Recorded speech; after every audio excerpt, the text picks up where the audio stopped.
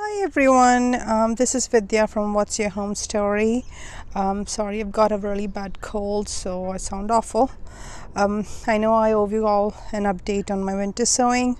Actually, these are some of the jugs that are still left for me. I did plant a majority of them outside, and when I come and open my jugs, I'm usually very excited and I end up planting them right away and I forget about taking the video. So the last couple of weeks I've kept some of the jugs unopened so that I can do the video for you guys. So this one right now that we're looking are columbines, and last year actually I did not get a good success rate with columbines, but this year it looks really good. I have this jug as well as I think this one. Can you see there are some more small ones? I'm not opening it yet because I think these guys need shade and that coolness to grow, so I'll just keep them like this. There's a gentle small opening over there that I left because it's been raining like crazy and I didn't want the seedlings to be too wet. So but as you can see, there's some growth inside, so I'll just hold on to that jug for now. This one was like that for maybe till 2 weeks ago, and then all of a sudden they're looking all healthy and I'm going to transplant them. This is another jug that I sowed pretty late, maybe early April or mid-April. This is actually the second week of May now. This is Alyssum. It's an annual, so I generally sow my annuals in April. So yeah, I lose patience by the time I reach April, so this is my marker. Otherwise I am actually pretty diligent about marking things. As you can see out here, this is balloon flower. I had 2 jugs of this, absolutely nothing, so I'm kind of giving up on balloon flower.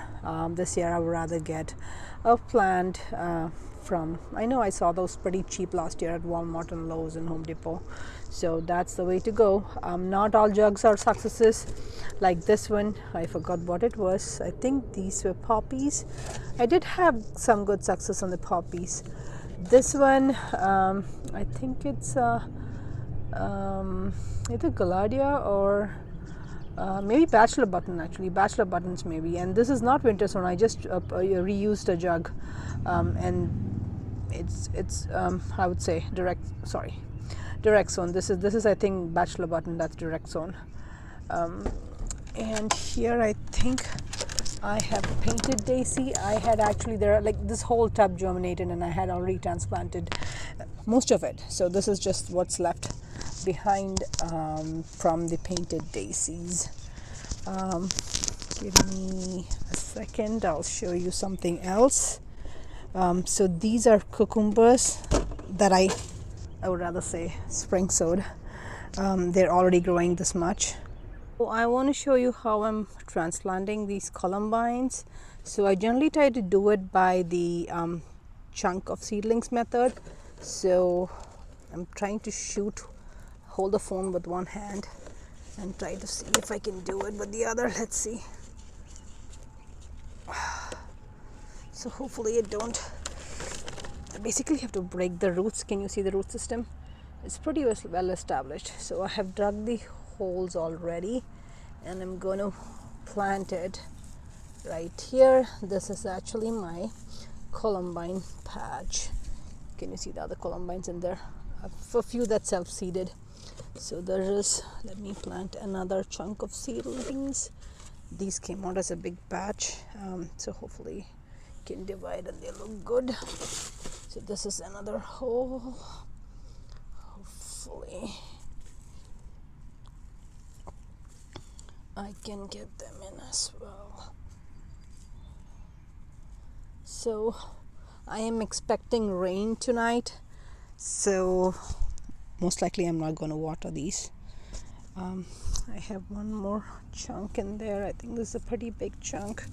Hopefully I can get to here.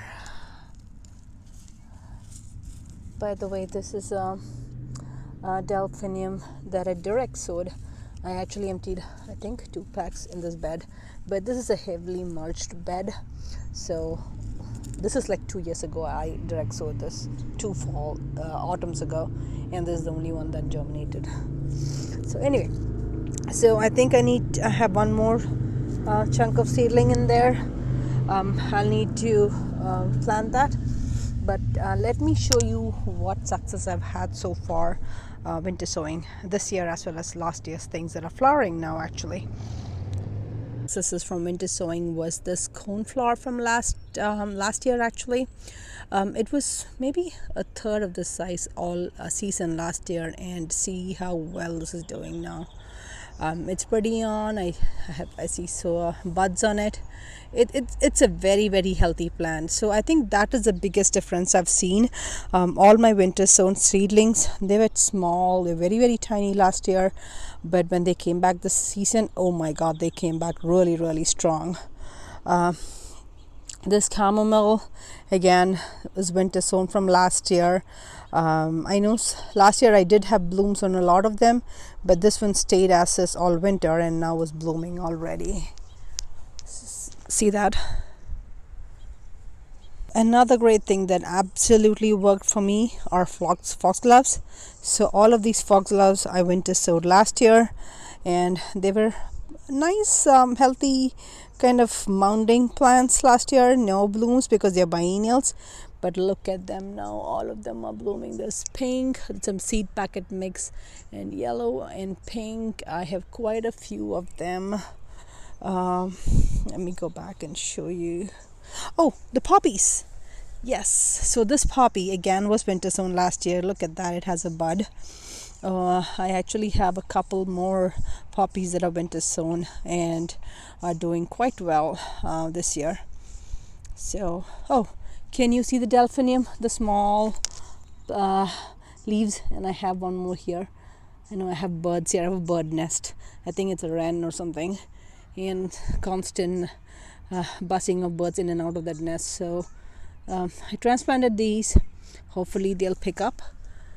Let me show you the other poppies. My poppy number 2 from last year, poppy number 3, and poppy number 4. I did have poppies from this year that I transplanted. Let me show you those. So that is small. See, this is the one that I transplanted this year. Hopefully it'll get big. Last year this salvia is kind of hiding it, and I doubt that it's getting any sun. Foxgloves that I winter sowed last year that are blooming right now, and if you can see, this is what is it? It's Galladia. It's Galladia that I transplanted earlier this season. Actually, this is from Galladia that I sowed. What does the bud say? February 9th, and I think I transplanted it last month. Forget when exactly. The lupine, whatever way you want to pronounce it, these I transplanted as well earlier this year, winter sowed. More lupines, again winter sowed, transplanted this year. More lupines, here you go. So one thing about lupines, I know I generally have mentioned that I use peat pots while winter sowing. All of these 3 lupines are I transplanted them in their peat pots, and they're doing extremely well. But the ones that I did not plant in peat pots, the ones that I was in the milk jug and then I transplanted directly, they're not doing that great. So I guess for lupines I will stick to peat pots, as that seems to be working really good. And here's another poppy that I winter sowed and transplanted earlier this year.